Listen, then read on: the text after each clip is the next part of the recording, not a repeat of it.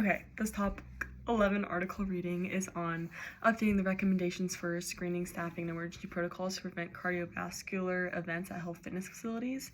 And I picked up 3 primary points from this article. The first being just what this ACSM expert consensus statement is, and it's basically designed to present existing knowledge and to highlight knowledge gaps in data, as well as present recommendations for clinical practice.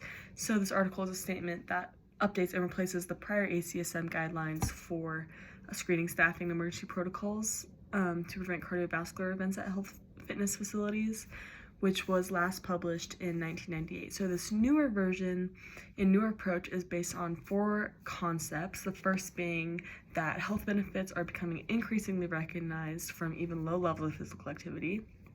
Second being the rarity of cardiovascular events provoked by physical activity among apparently healthy adults, but even adults with known cardiovascular disease.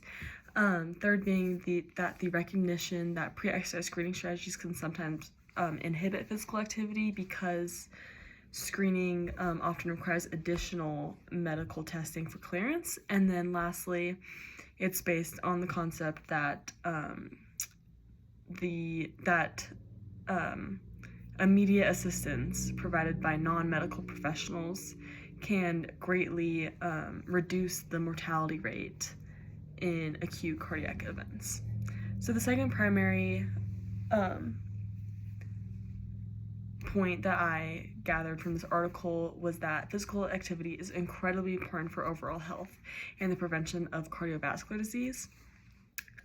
We know this already, but there's just so much data that identifies relationships with sedentary lifestyles and all-cause mortality of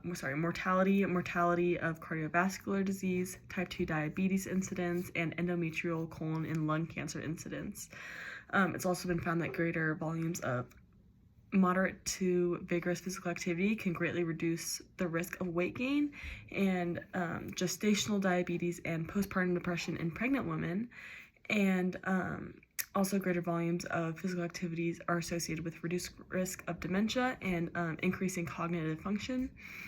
And it can also reduce the risk of falls or fall-related injuries in older adults. So the positive benefits of physical activity are absolutely incredible, and data suggests, research and data suggests a goal of 150 to 300 minutes of moderate physical activity a week, as well as 75 to 150 minutes of vigorous activity per week. And even if this means just changing a habit from a sedentary habit to a light, moderate intensity, can greatly reduce the risk of all-cause mortality. So the third point I picked up was that vigorous physical activity, although it has incredible benefits, it can also have a risk. It does acutely increase the risk of sudden cardiac death, as well as acute myocardial infarction and stroke, especially when coming from a sedentary lifestyle into physical activity.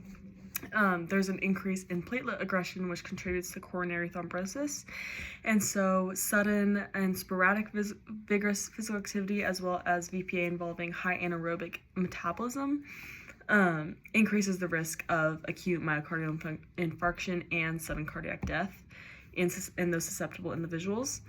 And so although these incidences have a low incidence rate, facilities should still be prepared nonetheless to address situations that involve sudden cardiac death or acute myocardial infarction or stroke within their facilities. A well-organized emergency response is so important for having a safe exercise environment, and preventative measures like surveillancing the facility for those signage for members and member education, as well as having AEDs around the building and staff credentials and certifications like basic life-saving, CPR, AED, and first aid, and things like that.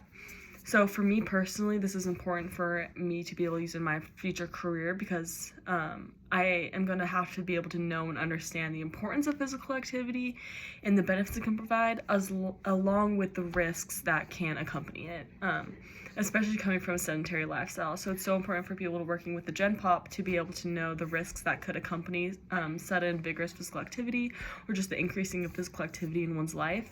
But it's equally important for practitioners working with athletes to be able to be prepared as well. As the article stated, there were football players and other athletes that had gone through acute myocardial infarction and sudden cardiac death on the football field, and so it's important for all practitioners to be aware of the risks that physical activity can bring and to be able to have an emergency protocol in place. So if something like sudden cardiac death or AMI ever does occur, it'll be important for me to hopefully be working in a strength conditioning facility to have that emergency plan set in the facility, and for all people working there and all athletes to be aware of it. And also to stay up to date with certifications like BLS, AED, CPR, and first aid, to be able to educate the athletes on the benefits and risks of exercise. Thank you.